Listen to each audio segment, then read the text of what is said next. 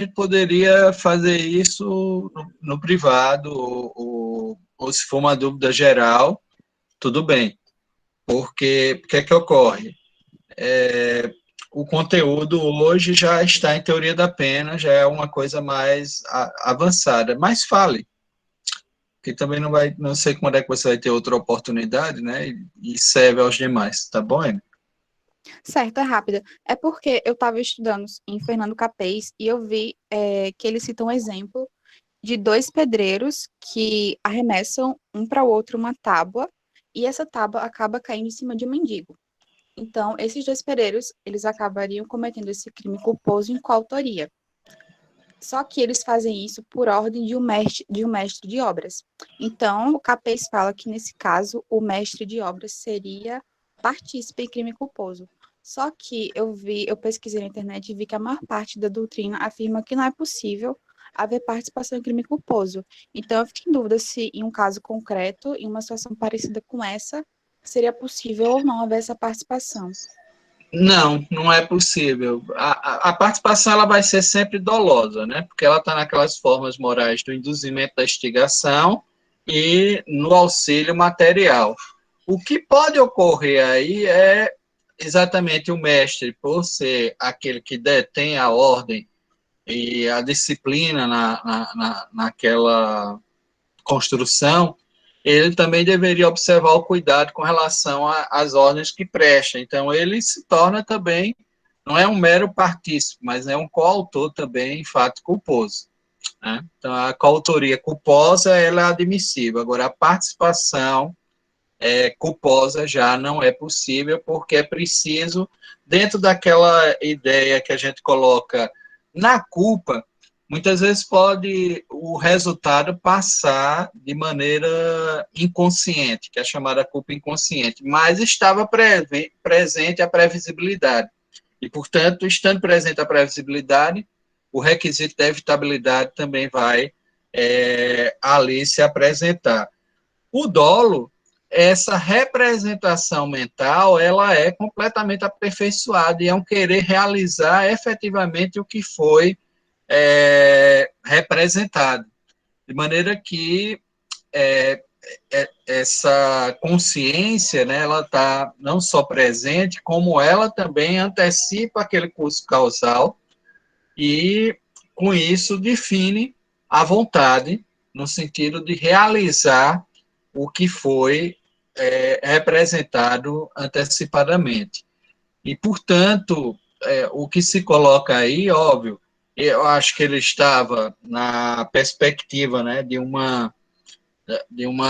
transporte mais rápido, talvez, do material de construção, ou de assegurar, né, uma maior velocidade, era isso que se intencionava propriamente, mas com isso houve um incremento abusivo do risco, né, de maneira que esse patamar que se tornou inaceitável estava dentro daqueles requisitos de previsibilidade e evitabilidade do fato culposo. E, obviamente, a coautoria culposa ela é completamente admissível, né? A participação, não. Embora existam autores que tratam dessa ideia de participação. Existe uma doutrina minoritária, principalmente espanhola, que fala nessa possibilidade de participação do fato culposo, mas ela não é aceita pela maior parte da doutrina. Acho que com isso eu respondi. Emily, tem alguma dúvida a mais? Tenho não, professora, é só isso mesmo. Obrigada. Bom, vamos dar continuidade, então, à teoria da pena e tratando do sistema penitenciário, para dar suporte a toda aquela fundamentação político-filosófica da pena, foi construído, né, um aparelho burocrático que permite a execução da pena no seu modelo de pena privativa de liberdade, que é o formato que o Ocidente, parte do Ocidente, incorporou nos últimos séculos, né? Nos últimos 2 séculos tem sido de primazia da prisão enquanto pena. Sempre foi assim, não, nós já informamos aqui que a história das penas é altamente vinculada à história da violência e sempre se optaram por penas de caráter corpóreo ou penas infamantes, penas de banimento, penas que alcançassem, né, esse conteúdo do castigo de uma forma mais sensível e imaginando que a liberdade, a privação da liberdade, ela não era vista como pena, mas apenas como um ambiente de custódia onde se aguardava a imposição da pena. Então, a prisão, ela sempre foi conhecida, mas era vista apenas como um ambiente onde se aguardava para a imposição da pena, que normalmente era essa pena corpórea. Essa guinada que se dá a partir do século XVIII, de transformar a prisão no centro de atenção punitiva e, portanto, no modelo de pena, tem a ver com a perspectiva de uma suavização das penas. A ideia de que as prisões elas não alcançavam mais os corpos dos condenados, mas atuavam sobre suas mentes, corações, alma, né? Essa perspectiva da docilização. O que vários estudiosos vão comprovando ser falso quando, observando o estado das prisões e como as prisões encarceravam parte da população, mostram que elas acabavam escondendo uma série de mazelas e também uma série de violências. Apenas não era mais praticada no patíbulo, no espaço público, mas ali, dentro das prisões, essas violências estavam presentes e o corpo continuava sendo objeto também, né, desse castigo. De maneira que essa visão de que a prisão ela modifica substancialmente a forma punitiva, ela não é inteiramente verdadeira, ela não condiz com a prática, não condiz com aquilo que efetivamente foi observado. Ainda assim, no século XVIII, ao lado de Beccaria, surgiam teses como as de John Ward, né, quando vai tratar do estado das prisões na Inglaterra, a preocupação com aquela situação de degeneração humana, moral, apresentada dentro das prisões inglesas, e a necessidade de ocupação e de utilidade para essas prisões. Ou seja, muito mais do que o humanismo penal, como a gente coloca, estavam presentes alguns elementos morais de utilitarismo e que vem com a crítica iluminista a tudo que se observava em termos de conteúdo punitivo. Então, Hord, que era um pastor puritano, faz uma análise da ausência, inclusive, da disciplina interna, o que acabava agravando toda a situação de custódia e das violências que eram ali praticadas. É muito interessante a descrição dele e a forma como ele cobra uma reforma, né, nesse sentido, no sistema penitenciário, e isso vai acabar influenciando, sobretudo nos Estados Unidos, ao modelo Filadélfia. Mas adiante nós vamos tratar disso. E também dotar as prisões de uma certa cientificidade, né? Ou seja, buscar fazer com que as prisões, com a articulação das disciplinas que nela se encontram, produzisse aquilo que objetivava fazer, que era a neutralização da delinquência e a ressocialização, ou seja, a reinserção social daquele sujeito, conforme os objetivos estipulados, né, para aquele período de encarceramento. De maneira que a não reincidência, ou seja, buscar que o sujeito, ao retornar, não reincidisse, se reinserisse, ocupasse o seu papel, faz com que se comece a se produzir uma série de estudos no campo penitenciário, e aí também surge essa ciência penitenciária, se é que a gente pode falar, tratando especificamente da pena privativa de liberdade, e é preciso também aqui a gente lembrar o papel de Jeremy Bentham, né, na sua teoria legal das penas, e do panóptico bentiano, né, da forma como ele apresenta essa ideia de que a vigilância constante conseguiria criar padrões de comportamento onde as pessoas se ajustariam, haveria uma adequação dentro desses padrões, quase que institucionalizada, né, a promover as boas ações em detrimento daquelas atitudes ou ações negativas, ou seja, era uma forma positiva de gerar, a partir dessa ideia de uma vigilância constante, a adequação às normas e a adequação, propriamente, à disciplina no interior dos cárceres. E é por isso que ele sugere, inclusive, uma arquitetura penitenciária que se adequasse a essa vigilância.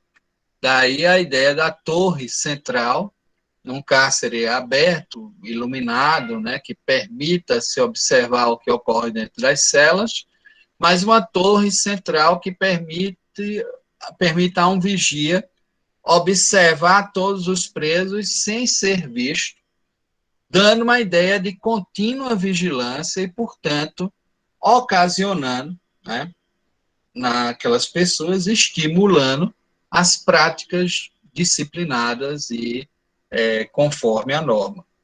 E, com isso, se produz aquilo que se vai chamar de docilização da alma. A ideia central era que essas pessoas submetidas a esse tipo de vigilância estariam, portanto, aptas, né, a se adequarem e acabariam com o tempo, exatamente pelo costume de se manter firmes, né, dentro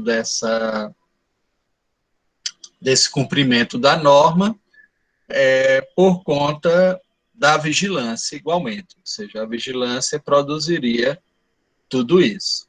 Bom, nós temos aqui, com essa ideia do panóptico, a construção já de um modelo penitenciário voltado para a vigilância constante e para uma disciplina que levaria exatamente a moldar os costumes por essas experiências e a reinserção social. Isso tudo acaba influenciando os primeiros modelos de sistemas penitenciários. Mas antes de tratar deles, é preciso que a gente fale que existem antecedentes à prisão. Já no medievo, por exemplo, a forma que o direito penal canônico era aplicada e que sugeria, em alguns delitos, o isolamento celular, e essas celas nos mosteiros eram chamadas celas penitenciais, dão origem, inclusive, ao termo penitenciária e demonstram um compromisso já com a transformação daquele modelo punitivo de castigos corpóreos para um modelo punitivo mais vocacionado a essa docilização da alma, essa reinserção do sujeito por intermédio de estímulos, né, propostos dentro de um programa de recolhimento celular de isolamento. Então, eu posso colocar a prisão eclesiástica, ou a penitenciária eclesiástica, como um modelo remoto, obviamente, dos atuais sistemas penitenciários. E uma forte matriz aí moral, a gente vai também aqui tratar. Uma outra performance está exatamente nas chamadas casas de correção, que não tratavam propriamente da delinquência, porque estavam substancialmente voltadas àquelas classes, às chamadas classes e categorias perigosas que ocupavam os centros urbanos, né? Os mendigos e os vadios, sobretudo. As leis de mendicância e vadiagem, né? Que proliferaram dentro dos regimes liberais da Europa Ocidental, exatamente para constranger pessoas ao trabalho, e fez surgir, né, as chamadas casas de correção, que se dedicavam exatamente ao recolhimento de vadios e mendigos, que não eram propriamente um delinquente, mas estavam dentro das chamadas categorias perigosas, sujeitas a essas medidas de defesa social, né, de proteção, que levavam ao recolhimento desses indivíduos. E óbvio que dentro desse recolhimento, essas pessoas eram obrigadas a trabalhar. Então, a jornada nas casas de correção era totalmente voltada ao trabalho manufatureiro, tinha por fim um objetivo, que era fazer dessas classes pauperizadas, né, que ocupavam o meio urbano, operários para a manufatura em ascensão, primeiro na Holanda, que é onde surgem as chamadas casas de correção, em Amsterdã, e depois na Inglaterra, nas Bridwells, ou working house, casas de trabalho, que proliferam no Reino Unido, e são também modelos remotos do atual sistema penitenciário. Mas ainda não era a prisão vista como pena. Isso vai surgir nos Estados Unidos da América, sobretudo na influência Quaker, exatamente a partir dessas experiências remotas e, obviamente, das influências exercidas pelo estudo do John Ward, que era um pastor também puritano, vai chegar e, em 1776, nós vamos ter a construção da Walnut Street Prison, que é a primeira prisão Quaker, propriamente, com o sistema filadélfico aí surgindo, que dentro dos sistemas que nós vamos aqui analisar, é um sistema de forte conteúdo moral, né, sobretudo, e uma busca, obviamente, de compromisso com os valores, há uma busca de compromisso com os valores da cidadania americana, principalmente aquelas desenvolvidas pelo puritanismo Quaker. A ideia central de que essa ascese moral que é exigida, e de que o trabalho nessa performance, né, o trabalho intramundano, ele reforma as pessoas e, portanto, é um artigo de disciplina importante para a vida social. Essa disciplina trazida, né, por essas disciplinas morais que levariam esse sujeito a uma reintegração melhor. A proposta do sistema filadélfico é uma proposta muito dura, porque era um isolamento celular diuturno.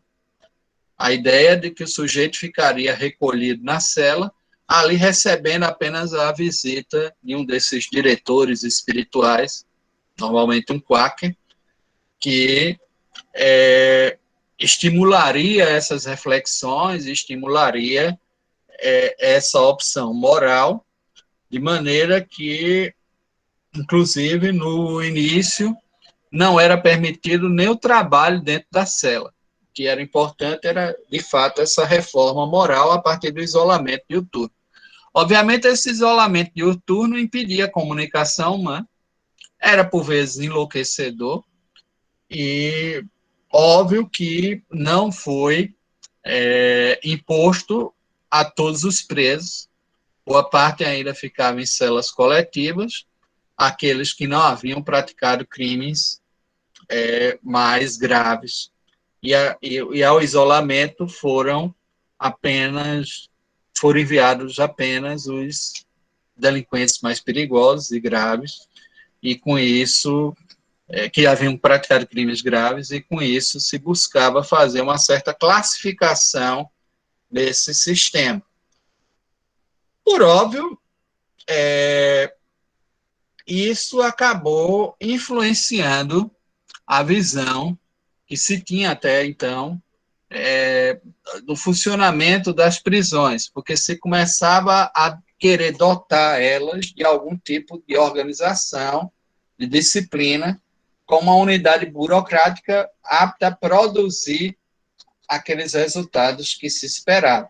Era aquela ideia que estava presente dessas instituições, assim como o hospital cura, a prisão é capaz de neutralizar a delinquência e de produzir a reforma daquele sujeito para o convívio social. Então, era essa ideia que permeava, era o ideário que permeava esses modelos. E, assim, eles foram formados com tais objetivos. O problema é que logo foram se observando que não se conseguia propriamente essa reforma moral por esse tipo de processo. Bom, mas antes de tratarmos dessas críticas, vamos para dando continuidade ao modelo que se desenvolve nos Estados Unidos da América. O governador de Nova York ficou muito entusiasmado com aquilo que era desenvolvido na Filadélfia, mandou para lá uma comissão de especialistas, né, para fazer uma análise do que estava ali sendo desenvolvido, e eles retornaram e tentaram construir um modelo mais adaptado à realidade nova-iorquina, que é uma realidade de uma cidade altamente industrializada, que demandava, naquela época, uma mão de obra qualificada para lidar com o maquinário, né, que era fator de produção nas indústrias, e fez com que houvesse uma mudança paradigmática também no modelo penitenciário. Então, aquele isolamento celular diuturno que estava presente no sistema filadélfico, no sistema nova-iorquino, que é o sistema alburniano, é trocado por um trabalho em comum durante o dia, mas um trabalho sob vigilância, com disciplina e observando o silêncio. De maneira que a regra, sobretudo, era a regra do silêncio durante o exercício desse trabalho. E o recolhimento apenas à noite, o isolamento celular apenas noturno. Esse é o sistema alburniano. E aqui ele já começa a se diferenciar do sistema filadélfico. Enquanto o sistema filadélfico tinha uma preocupação, sobretudo moral, no campo alburniano se inserem preocupações práticas que envolvem a questão do trabalho e do trabalho produtivo e de um trabalho inserido num contexto de uma sociedade industrializada.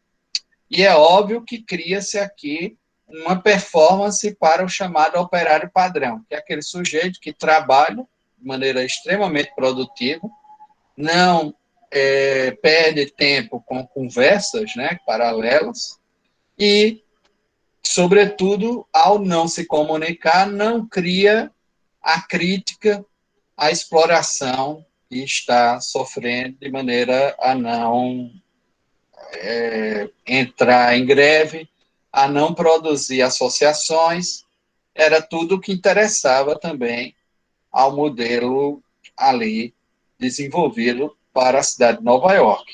Então, produzir uma reflexão sobre um sujeito que é um sujeito submisso a essa disciplina das horas do trabalho, mas que não, ao não questionar, também não se associa para movimentos grevistas, para movimentos paredistas e de questionamento às condições desse trabalho. Então, o sistema alborniano tinha um determinado objetivo, que era exatamente trazer à baila uma reflexão sobre esse modelo de trabalho. Óbvio que não impedia por completo a comunicação humana, muito mais do que uma linguagem propriamente instrumental da língua, né, principalmente a língua falada, ela ela pode ser gestual, ela pode ser promovida, inclusive, por símbolos, né, que não necessariamente são as palavras oralizadas ou palavras escritas, e isso fazia com que caísse por terra também essa ideia presente no Silent System, né, desse tipo de disciplina pelo trabalho comum, em silêncio, e tudo que aí se promovia não se relacionava propriamente com o que estava objetivado, né, estava na carta de intenções desse sistema. Então, primeiro sistema, que era o sistema filadélfico, isolamento celular diuturno. Segundo sistema, que é o sistema alborniano, isolamento celular apenas noturno e durante o dia o trabalho em comum em silêncio. Nós temos, então, a partir também das experiências inglesas, né, nas suas colônias, principalmente nas colônias na Oceania, a evolução do sistema progressivo, criado pelo capitão Alexander Maconochie, que também conhecido como Mark System, exatamente porque, a depender do crime que havia sido praticado e conforme a gravidade desse crime, se estabeleciam algumas marcas que deveriam ser alcançadas por parte do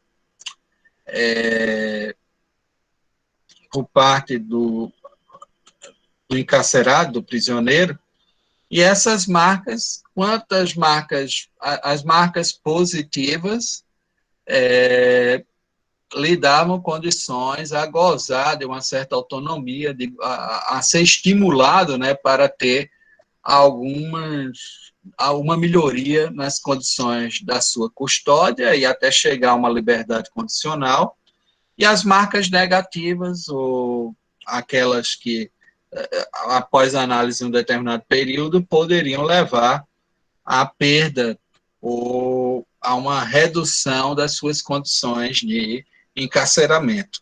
De maneira que o sistema progressivo é, sobretudo, um sistema meritocrático, está dentro dessa visão do mérito para se alcançar novamente a liberdade. Então, a liberdade é alcançada a partir de algum tipo de esforço, né, representado num determinado período por parte do sujeito que é condenado.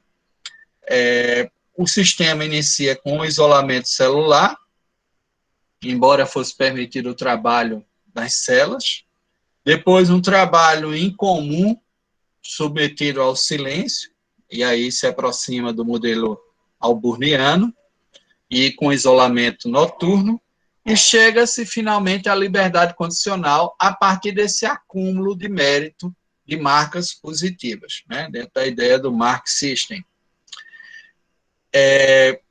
Há um modelo que é diferenciado desse modelo progressivo inglês, que é o sistema progressivo irlandês, que também prevê uma reclusão diuturna inicialmente, passa a ser apenas uma reclusão noturna com trabalho em comum durante o dia e um período intermediário para se alcançar a liberdade, onde se admite trabalho externo, contato com o mundo externo, embora ainda ficando recluso na parte noturna, e é um modelo meio que semi-aberto, né? E faz com que esses regimes que saem de um fechado para um semi-aberto e um aberto estejam aí vislumbrados. De maneira que o modelo penitenciário brasileiro adota esse sistema progressivo irlandês. Hoje nós temos claramente a adoção do sistema progressivo pela Lei da Execução Penal. É um sistema que vem vinculado a essa característica meritocrática, né, onde você vai progredir a partir de um mérito subjetivo, pessoal, que faz com que você alcance condições de execução da pena melhores do que aquelas anteriores. Então, você sai da reclusão, passa uma reclusão mais fechada, né, mais isolada, passa para um semi-aberto e chega até o regime aberto antes de se obter a chamada liberdade condicional, que aí seria um elemento de devolução daquele sujeito que foi encarcerado à liberdade. Então, nós temos esses sistemas, né? O sistema filadélfico como modelo original, o progressivo, o alburniano como um modelo já vinculado a uma sociedade industrial, onde essas disciplinas estão voltadas para produzir uma determinada performance de classe trabalhadora, né, a partir dos presos, e o modelo progressivo. Óbvio que todos esses modelos foram submetidos a críticas, desde a questão de que o isolamento diuturno provoca adoecimento, enlouquecimento. Essas pessoas acabavam, na verdade, incapacitadas e algumas até tinham a violência estimulada, né? Ou seja, se tornavam mais violentas do que quando haviam ingressado, até a ideia que passa também no sistema alburniano, primeiro de uma competição com o trabalho livre, demonstrando que o tipo de disciplina pode chegar bem próximo ao modelo de trabalho escravo, né, onde as pessoas são exploradas de maneira mais severa, e isso criava não só críticas com relação ao modelo de exploração desenvolvido a partir das prisões, onde as prisões começavam a concorrer com empresas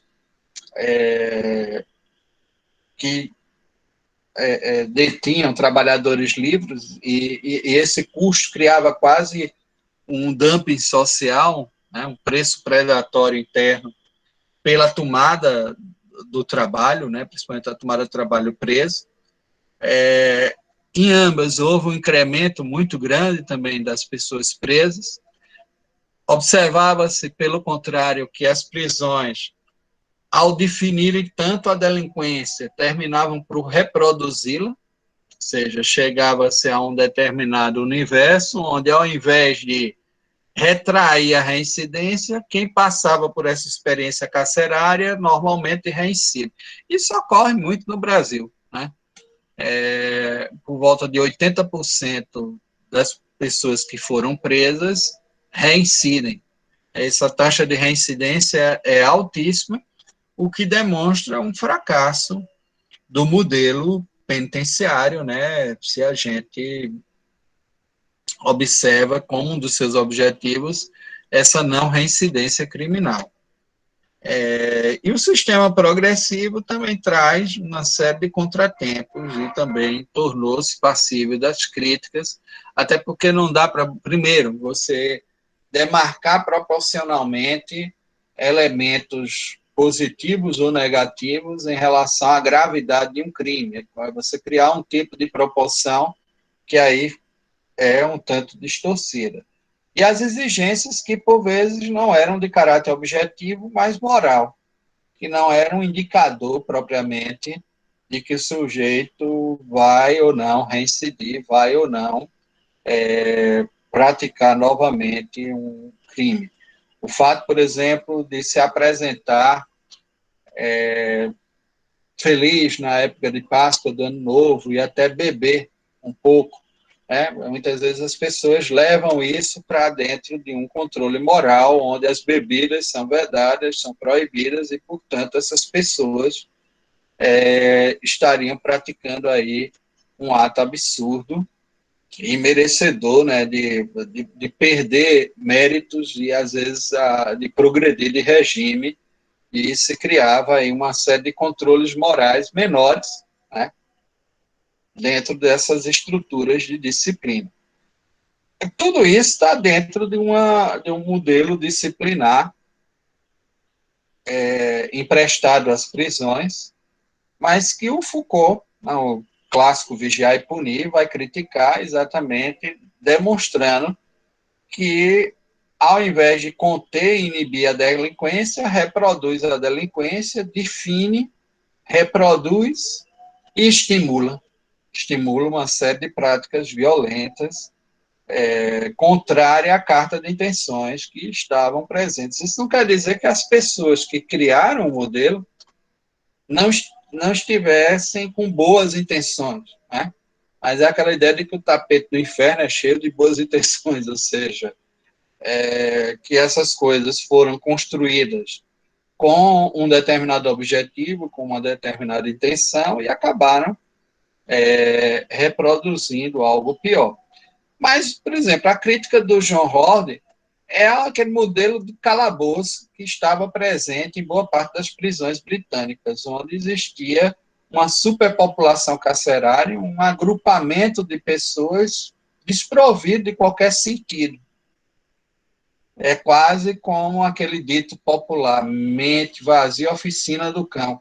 Então, era necessário você dotar essas prisões de certos equipamentos, de estruturas que envolvessem não só o lazer, mas também a cultura, né, a religião e o trabalho, como elementos aptos a criar um universo, né, de cooperação, um universo dentro desse território que conservasse essas características humanas da comunicação, do convívio social, e aumentando, portanto, a capacidade de reinserção desses sujeitos à comunidade, já que mesmo o volume de penas de morte ou penas perpétuas é bem inferior em relação à quantidade de crimes, né, ao modelo ou à classificação dos crimes que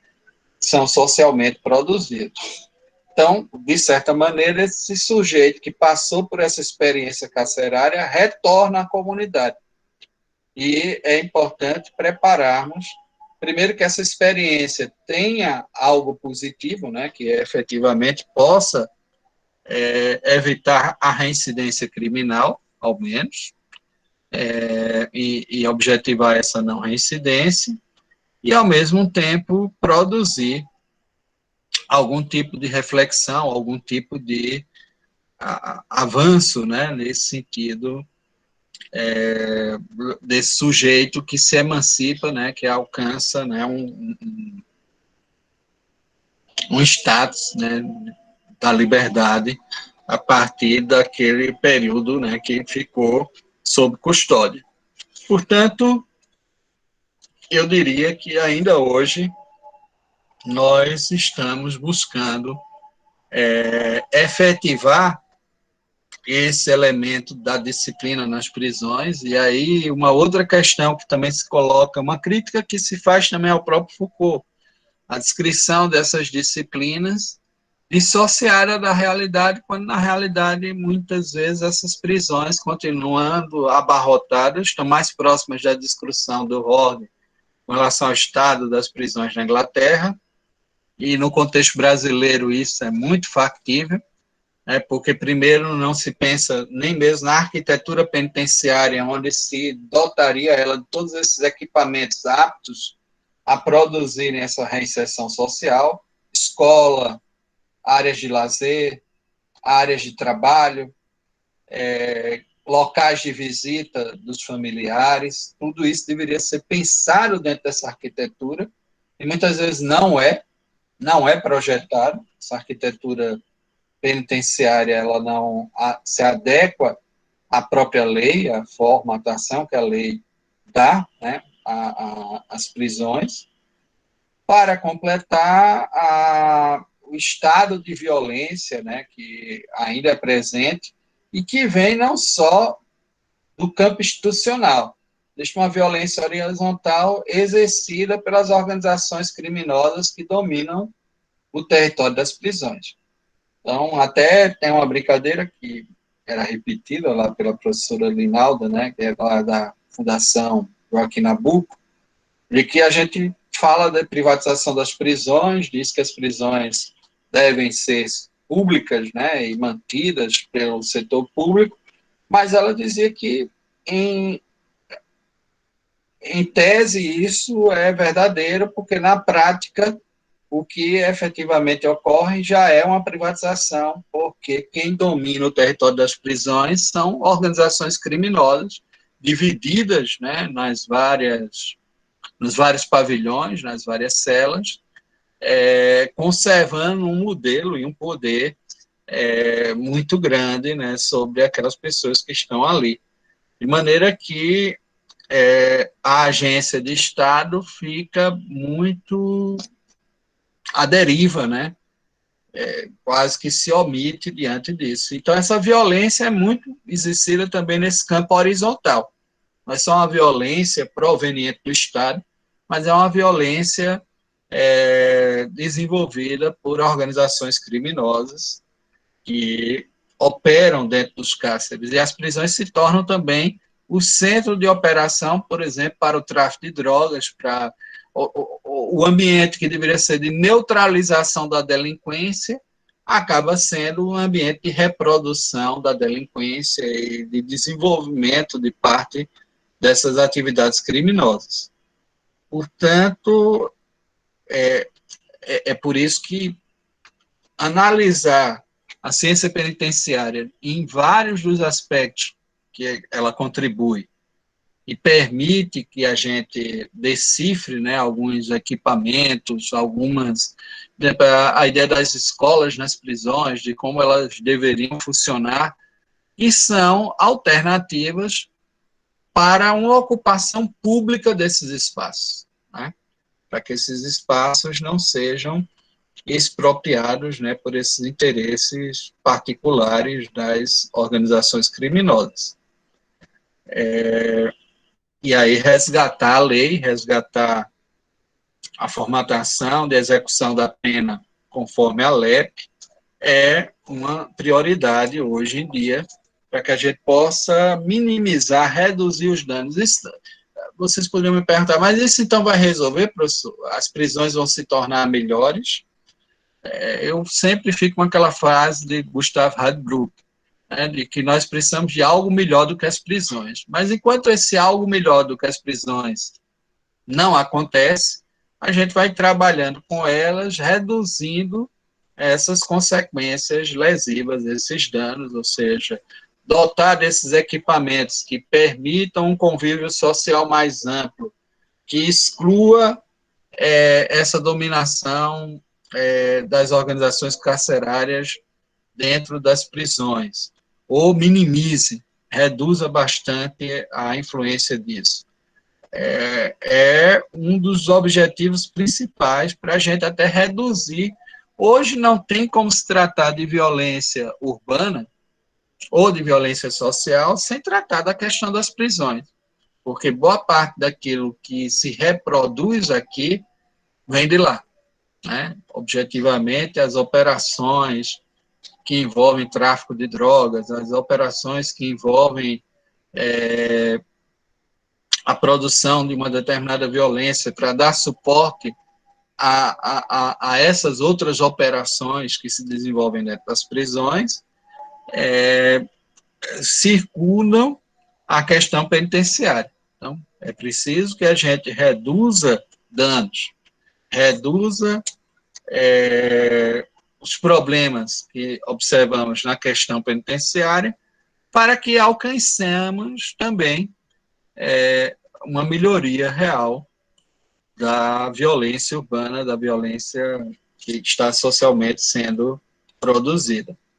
E isso envolve também a dignidade da pessoa humana, ou seja, não adianta tratar presos de forma desumana, violenta, com tortura, com espancamento, porque isso só vai criar uma dissociação ainda maior e prejudicar as condições para que esses outros equipamentos consigam reverter esse quadro e cooptar a dignidade que muitas vezes naquela ideia de um princípio da pessoalidade da pena não atinge apenas o preso, ou seja, as violações praticadas nas prisões se estendem aos seus familiares, nas visitas, onde muitas vezes são submetidos às revistas vexatórias, exatamente porque também a arquitetura penitenciária não pensou no seu equipamento penitenciário um ambiente adequado para as visitas. No caso brasileiro, em quase todas as prisões, as visitas adentram o cárcere,